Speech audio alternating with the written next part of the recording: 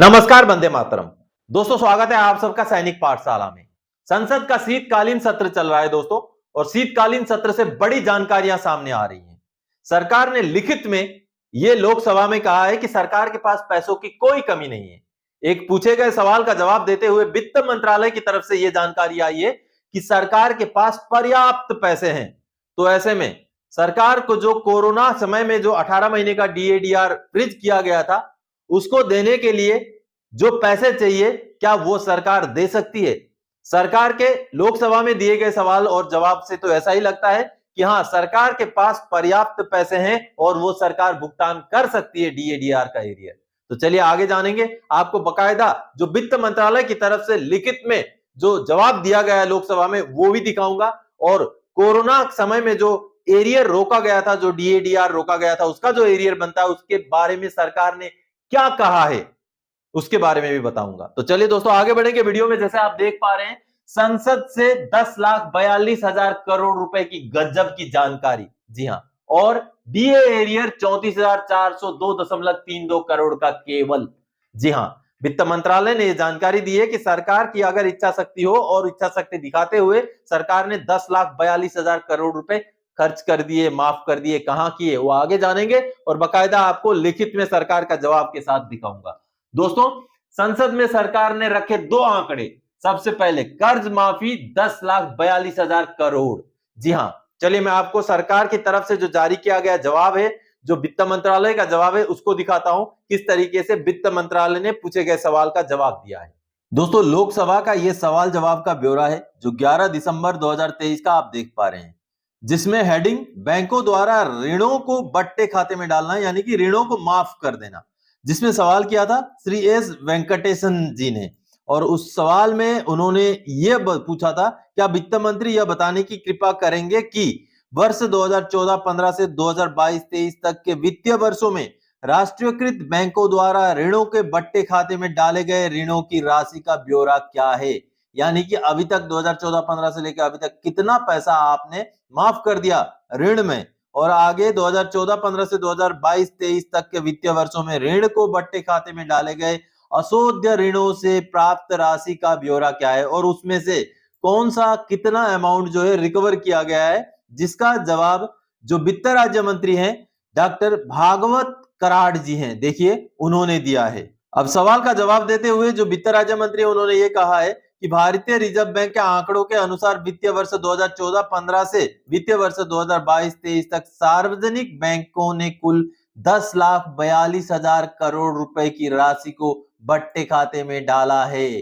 तो दोस्तों देखिए, 10,42,000 करोड़ रुपए लोन माफ कर दिया गया है, यानी कि डेट खाते में डाला गया, रिटर्न ऑफ कर दिया गया, और उसमें से कुछ रिकवरी भी हुआ है। ऐसा नहीं कि रिकवर नहीं हुआ है, और रिकवर कितना हुआ है? 1,61,000 करोड़ रुपए की कुल राशि वसूली की है, यानी कि 10,42,000 करोड़ जो कि रिटर्न ऑफ किया गया था, जिसमें से 1,61,000 करोड़ रुपए जो है वसूली की गई, यानी कि लगभग 9 लाख करोड़ रुपए अभी भी मतलब ऋण माफी में ही चल रहा है। तो दोस्तों, आप सबने देखा कि सरकार ने 10,42,000 करोड़ रुपए के लोन को, कर्ज को माफ कर दिया, जिसमें 1,61,000 करोड़ रुपए रिकवर भी हुआ है, लेकिन लगभग 9 लाख करोड़ रुपए माफ कर दिए हैं।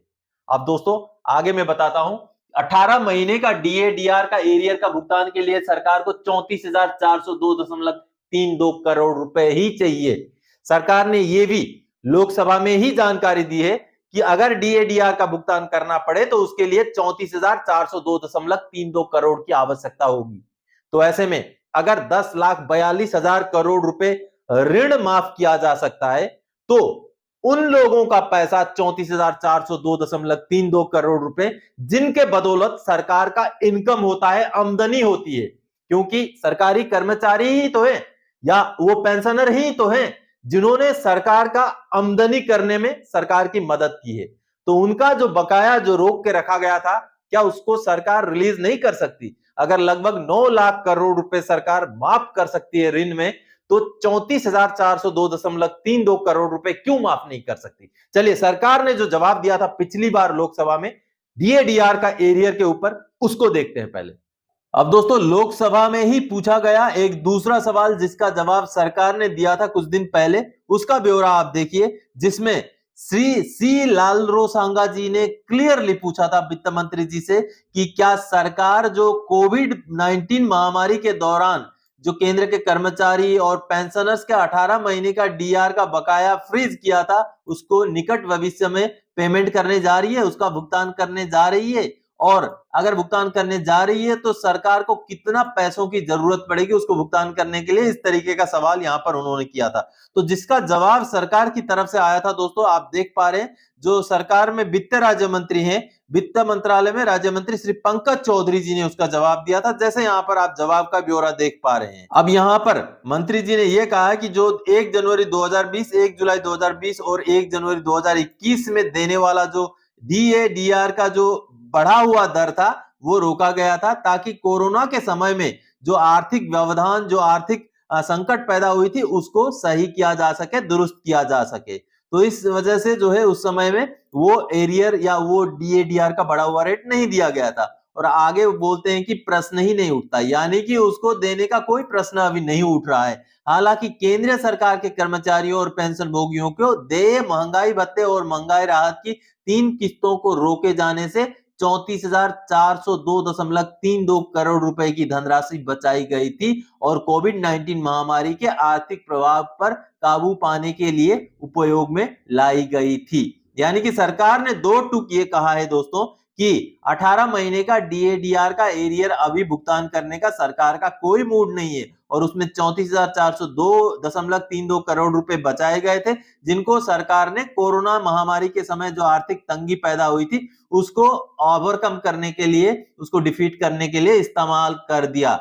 लेकिन हालांकि इस विषय के ऊपर कई सारे जो कर्मचारी संस्थान है, जो पेंशनर्स जो ऑर्गेनाइजेशन है, उन्होंने बार बार सरकार के ऊपर दबाव डालने की कोशिश की है, लेकिन अब देश के विपक्ष को भी इस मुद्दे को जोरों शोर से संसद में उठाने की जरूरत है। तो दोस्तों आप सबने देखा कि सरकार ने तो 18 महीने का डीएडीआर का भुगतान के लिए पिछली बार ही मना कर दिया था, लेकिन सरकार का दावा है कि कोरोना के बाद देश की अर्थव्यवस्था पूरी तरह से पटरी पर, अगर देश की अर्थव्यवस्था पूरी तरह से पटरी पर आ चुकी है तो बजाय लोन माफी के सरकार को इस तरीके के जो भुगतान रोके गए थे उनको भुगतान करने की जरूरत है। अब आगे दोस्तों विपक्ष का ढीला रवैया, सरकार के पास मौका ही मौका, कहीं ना कहीं जब कोई सवाल पूछा जाता है उसके ऊपर अगर सरकार की तरफ से जवाब आता है तो उसके ऊपर सरकार के ऊपर दबाव बनाना भी विपक्ष का काम होता है, जो होता हुआ नहीं दिख रहा है। डीएडीआर के एरियर भुगतान को लेकर के कहीं भी विपक्ष ने कहीं भी इस तरीके की बात कही हो, इस तरीके की मांग रखी हो, ऐसा दिखाई नहीं दे रहा है। हाँ, हमारे बहुत सारे कर्मचारी संस्थाएं, बहुत सारे पेंशनर्स एसोसिएशन इस बात को लेकर मांग कर रहे हैं, लेकिन विपक्ष की तरफ से ठोस तरीके से इस तरीके की मांग कभी भी उठती हुई नहीं दिख रही है। आगे दोस्तों इतने पैसों में तो 8 CPC, OROP 3, DA arrear, equal MSP और सब कुछ, अगर जो पैसा ये वाला पैसा अगर आ जाए वापस, ऋण माफ करने के बजाय अगर वसूल हो जाए ऋण, तो उतने पैसों में तो इन सारी चीजों को पूरा करने के लिए दोस्तों, तो कहीं ना कहीं कम से कम अगर इतना ऋण माफ किया जा सकता है तो डीएडीआर का एरियर का तो भुगतान किया ही जा सकता है। तो ऐसे में विपक्ष को भी जो है इस सवाल को उठाना चाहिए, और हमारी भी मांग है कि सरकार 18 महीने का डीएडीआर का भुगतान जरूर करे। तो आज के इस वीडियो में इसी जानकारी और मांग के साथ आया था। आगे और कोई जानकारीदायक आपसे सरोकार रखने वाला विषय लेकर मैं फिर से हाजिर हो जाऊंगा। तब तक के लिए जय हिंद दोस्तों।